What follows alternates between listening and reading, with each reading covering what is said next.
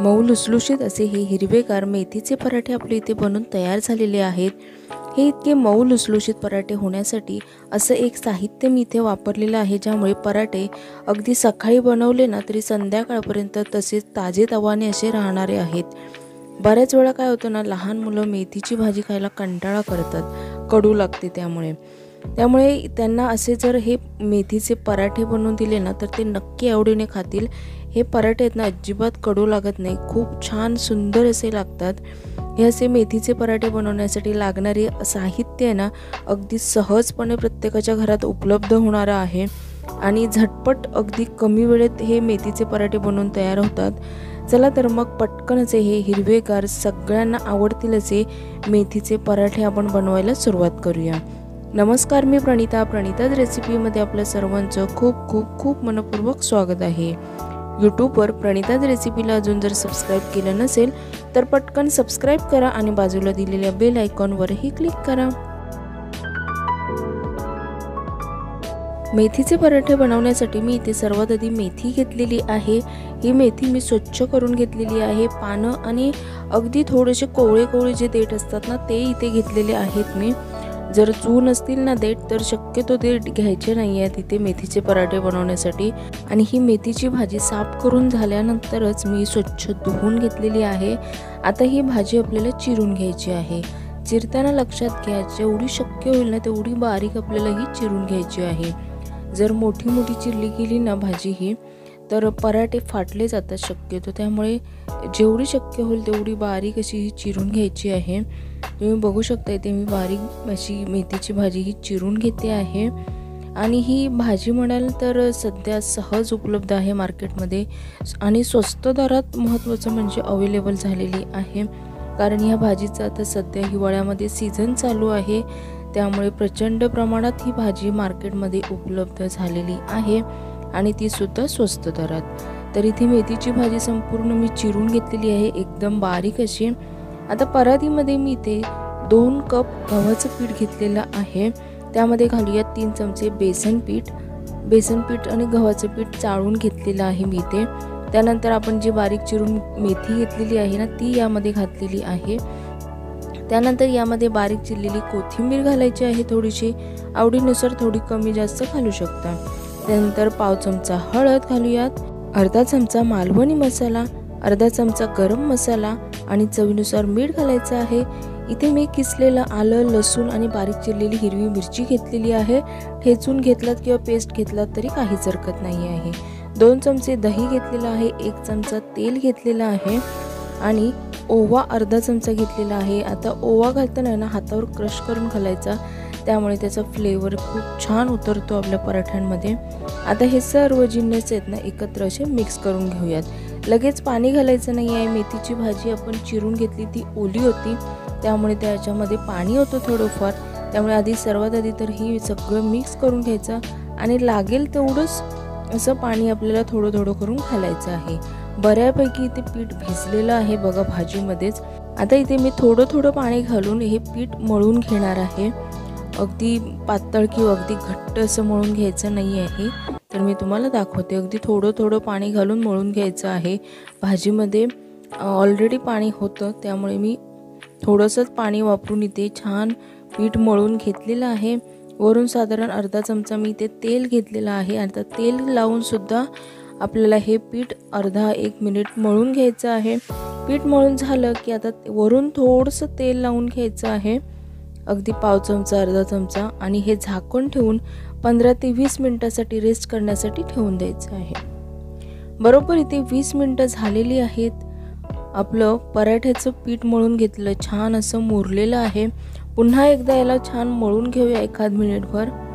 पीठ मळून झालं की आता आपण याचे छोटे गोळे करूयात। पराठे आपल्याला ज्या साईजचे हवे त्या पद्धतीने छोटे गोळे करून घेऊयात आणि पराठे लाटायला घेऊयात। बरं, हे पराठ्याचं पीठ भिजवताना ना मी इथे दही वापरलेलं आहे। दह्यामुळे आहेत ना पराठे छान मऊ लुसलुशीत होतात।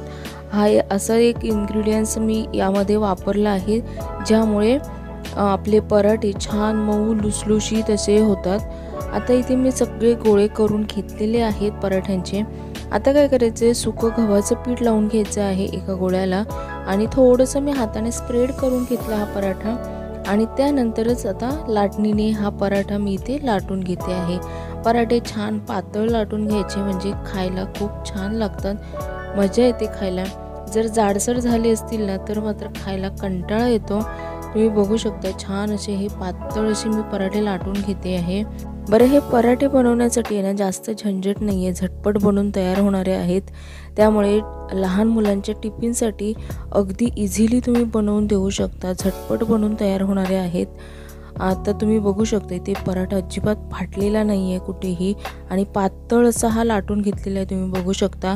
आता याला शेकून घेऊया। त्यासाठी मी इथे पॅन गरम करून घेतलेला आहे छान आणि त्यावर मी हा लाटलेला पराठा घालून घेतला आहे। गॅस मी इथे फास्ट ठेवलेला आहे। लो गॅसवरती पराठे कधीच शेकायचे नाहीत, ते कडक होणार आहेत।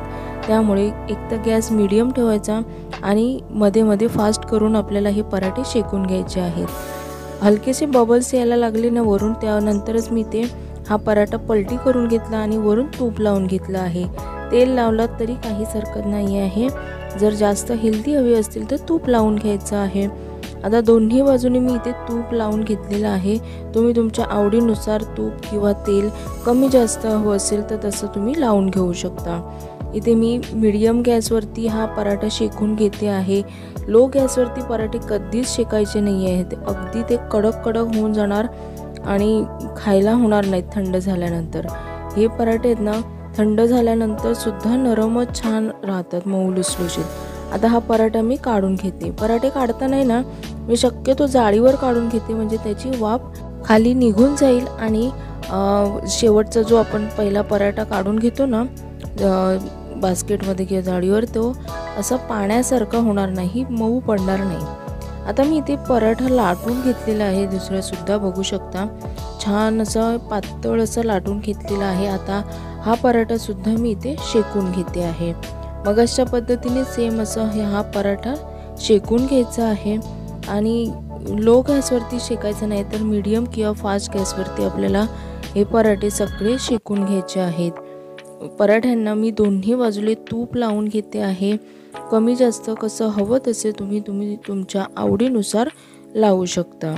बरं, हे मेथीचे पराठे आहेत, त्यामुळे लहान मुलांना वाटत असेल कडू लागतात, तर तसे अजिबात कडू लागत नाही आहेत, खूप छान लागतात आणि मऊ मऊ असल्यामुळे ना खूपच सुंदर लागतात, ते खायला खूप मजा येते। त्यामुळे बऱ्याच वेळा हे केले पाहिजेत आणि त्यामुळे पौष्टिक मेथीची भाजी आहे ती आपल्या पोटात जाईल, आपल्या लहान मुलांच्या पोटात सहजपणे जाईल। अशा पद्धतीने जर पराठे बनवले तर इथे दुसरा पराठा सुद्धा मी शेकून घेतलेला आहे आणि बाकी सर्व सुद्धा मी इथे पराठे एक एक करून तयार करून घेतलेले आहेत, तुम्ही बघू शकता।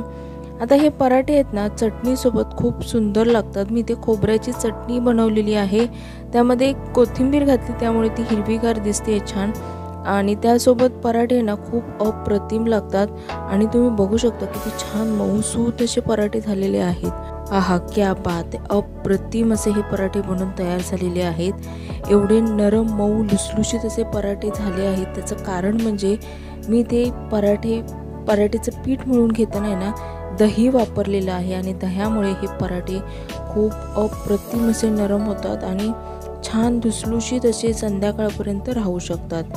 हे पराठे मी चटणीसोबत खाते आहे, अप्रतिम लागतात। दह्यासोबत खाऊ शकता किंवा लोणच्यासोबत खाऊ शकता, अप्रतिम याची चव येते। असे हे हिरवेगार पौष्टिक असे मेथीचे पराठे लहान मुलांच्या टिफिनसाठी सुद्धा देऊ शकता। मुलं हे पराठे नक्कीच आवडीने खातील। सध्या मेथीची भाजी सहज मार्केटमध्ये उपलब्ध आहे, तीही स्वस्त दरात, त्यामुळे मेथीची भाजी नक्की घरी आणा आणि माझ्या पद्धतीने हे मेथीचे पराठे नक्की करून बघा आणि कसे झाले आहेत मला कमेंट करून सांगायला अजिबात विसरू नका। आणि ही पराठे बनवण्याची पद्धत जर तुम्हाला आवडली असेल तर लाईक करा, तुमच्या मित्रमैत्रिणींना नातेवाईकांना ही रेसिपी शेअर करा। त्याचबरोबर यूट्यूबवर प्रणिताज रेसिपीला अजून जर सबस्क्राईब केलं नसेल तर पटकन सबस्क्राईब करा आणि बाजूला दिलेल्या बेल आयकॉनवरही क्लिक करा। पुन्हा भेटूयात अशाच मस्त नवीन रेसिपीसोबत, तोपर्यंत धन्यवाद।